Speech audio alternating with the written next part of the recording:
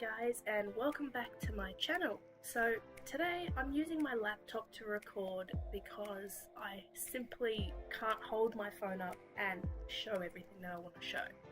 So with me today, you can probably see him back here a little bit in the background. I have my Woma Python named Light. Yes, you heard that right, Light. My at the time 2-year-old, who's now 3, Cyrus, who you've met in previous videos, he named him, and I've just decided to keep the name. So I'll pull him up and we can have a closer look at him. Now this is my Woma Python Light. He's currently 16 months old. His scientific name is Aspodites ramsayi. Now, his name actually means plate head because Woma Pythons have plates on the top of their heads between their eyes. They're really big hexagonal shapes.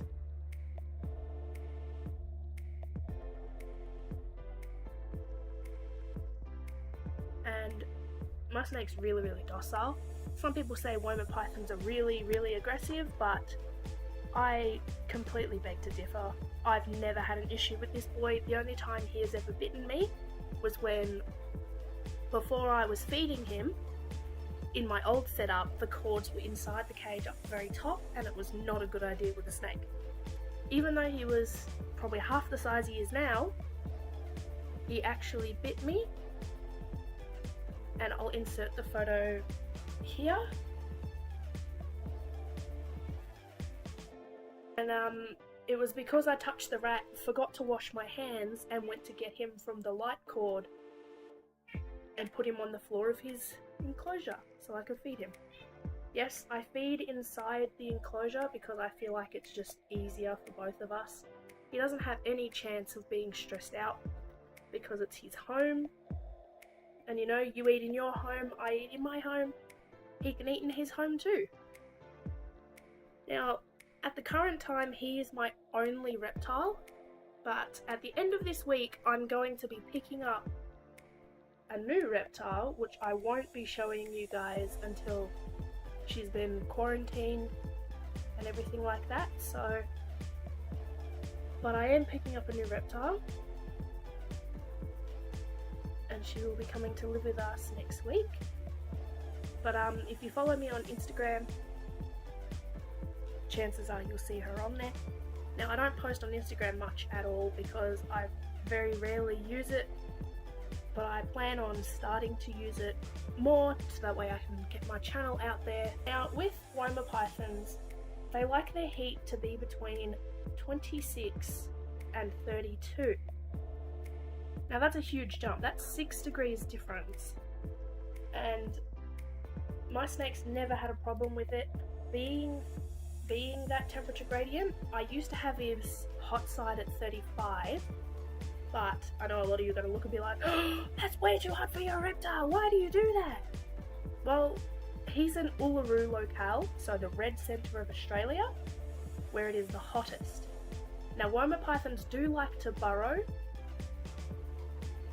so I keep him in, I don't have him on sand, but I have all intention of giving him a half sand, half snake chipsy. So I plan on having him on half sand and half snake chipsy, just so that way he's got a bit of variation. But what I want to do is I want to put the sand on the warm side, and I want to put the chipsy on. The reason for this is because sand holds heat a lot better than the snake chipsy does. Now the snake chipsy, it's just, as it says, chips. So it's just wood chips, but it's not treated or anything like that. You can buy it from a place called Amazing Amazon. My local pet store also sells it. My local pet store Going Troppo, which is where I go. They also sell it in the small square blocks or the bigger bags, like the 1 kilogram bags, or the small square compressed blocks. Now, I've had Light Snake, yes, I call him Light Snake. I've had him for 13 months. He was 4 months old when I bought him, and it was between him or a Stimson's Python. Now I decided to go with him. When I first bought him, he could fit in my hand, or in one of those little Chinese takeaway containers. He could fit in one of those perfectly, wrapped around once. Now if I tried to put him in one of those, he would be wrapped around about 10 times, and it would not be a comfortable trip for him at all. But he is a fantastic snake. My children love him. I have him out around my cat. I have him out around my children. I have him out quite a lot actually. Sometimes I'll just walk around with him, and I even take him outside for walks up to the letterbox. The letterbox is about 100 meters that way, literally that way. 100 meters that way, and I take him for a walk down there, and then I'll put him on the concrete so he can get a bit of belly warmth and a little bit of warmth from the sun. Sorry I keep looking at him. He's just such a pretty snake, and I love his pattern. So with feeding, I feed him, my snake, once a week with medium size or subadult rats. I only ever feed rats because I think that if you feed them mice, it's a different smell, a different feel. Obviously it's a different size. It can be a lot more expensive, as well as rats are a bit more fatty, so he'll bulk up a bit, but I'm not power feeding him. By no means am I ever power feeding this guy, because you can power feed to get them up to size for breeding, but as you can see, this guy is quite big. He's not ready for breeding yet. No way yet. He's still a little bit small for my liking. Some people would breed him at this size, but not me. I do want to breed him in the future, and I have a mate lined up for him already, and her name is Poppy.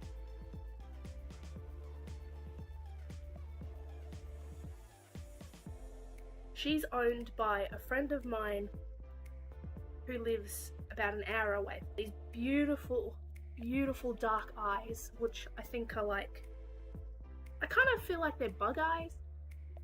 The beautiful, beautiful dark eyes. Absolutely beautiful. It's got some tongue flicking going on. Well, hello. Hello, everybody. He is a beautiful snake. Absolutely beautiful. I love him so much. Always try and support his whole body. So I pretty much pretend that I am a tree. I just move around a lot, and I always try and support his head if he's going to slither around like this, just so that way he feels supported and comfortable. And sometimes when he finds a nice spot, he will perch up and just sit there for ages, and I don't even need to worry about him. So this is a little insight on my snake personally. Every single Woma Python will be completely different. Just as people have their own personalities, so do snakes. Now, I don't want you to go out and buy a snake unless you're prepared. And if you're in Australia, like I am, please, please, please make sure you research what kind of snakes you're allowed to have. Because when I was doing all of my research, I was all like, oh, I want to get a ball python, I want this, I want that. And it turns out that in Australia, we can only get Australian natives. Now in Australia, we can only get Australian natives, and nobody actually told me that, so I didn't know. And when I went to the Reptile Expo, I already had my license and everything like that, because in Australia you need a reptile license to own reptiles or Australian native wildlife, any type of reptile. Some need basic, like my Woma Python right here, they need a basic license. And some species of snake need advanced licenses. Now, if you're a complete beginner, I would totally suggest starting with a basic license, getting a basic snake. Well, can't really call it basic because owning any type of pet is an advanced thing. But if you're a beginner like I was, you know, I'd only ever had research that was American. I didn't actually realise that in Australia you can't own anything unless it's a native Australian snake. Luckily for me, I fell in love with the Woma. But like all beginners, I started out at a pet shop that didn't even sell reptiles, because my local reptile shop shut down because the person who owned it decided to turn to helping rehabilitate and release sick and injured wildlife, especially reptiles. So that's why his shop closed down. But I went to a generic pet store and asked them, hey, do you have a reptile person? They said, yep. They bought me out a reptile person. And they said to me, oh, get yourself a carpet python. Now, I don't agree with saying get this or get that. There is no perfect beginner snake. The beginner snake is the one that you research for. I'm not saying go out and get, like a tiger snake or a taipan or something like that. Because if you have no snake experience and you go out and get a venomous snake, no matter how much you've researched, it might not be what you expect. So always, I personally believe, always start with a constrictor, a python, like so. I will move to other breeds of snake eventually, but right now I'm very, very happy with this guy. Absolutely am in love with this guy. And hey, who says I don't have a ball python in a Woma Python? See, he's balling up. He's a ball python, right? He's just chilling, sniffing me. What are you doing, my dude? And as you can see, I always try and support him, because if I was just holding him like that, he's literally just hanging and swinging. Now, please don't ever do that, because that's very bad, and I was just doing that to show you. But you can see he's not even holding on with his tail. He's just chilling, because he feels relaxed with me. If I move my hand, he might wrap around a bit better. But yeah.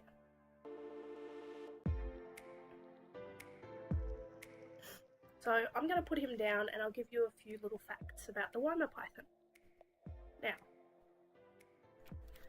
the Woma Python is a close relative of the black-headed python. And you can clearly see why they do look very similar. One of the really amazing, one of the really amazing quirky things about the Woma Python is they don't have heat pits in their mouths, or on their mouths, should I say. So he is literally just a clean slate. There's no heat pits there at all. He's got his eyes, he's got his nose, but there's no heat pits anywhere to be seen. So, in saying that, he still has to thermoregulate somehow, right? He does that through above head heat and predominantly through belly heat. I don't use belly heat, but I'm really looking into getting into belly heat for him. Now, in some regions of Australia, the Woma Python is actually considered to be critically endangered. And that's not a good thing for the wild population at all. They're such gorgeous snakes.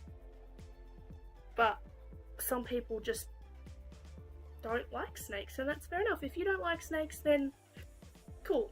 But I like snakes. So the Woma Python has a few names. He's also known as Ramsay's Python. He's also known as the Sand Python. I just call him a Woma because that is what pretty much everybody knows them as. As I said, I'm still a learner when it comes to snakes. I'm in no way an expert, not at all. He is my first snake.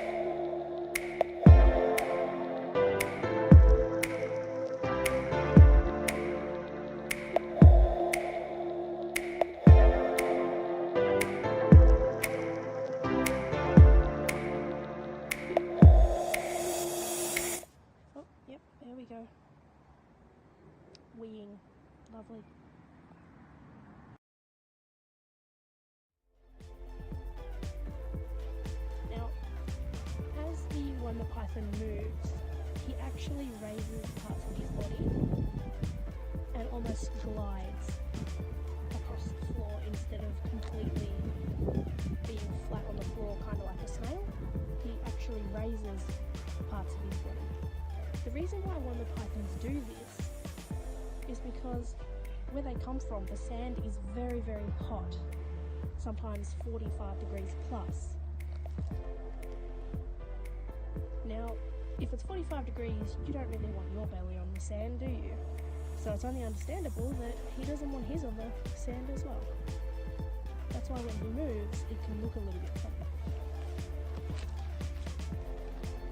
See if I can get him in action. So this is what he looks like while he's moving.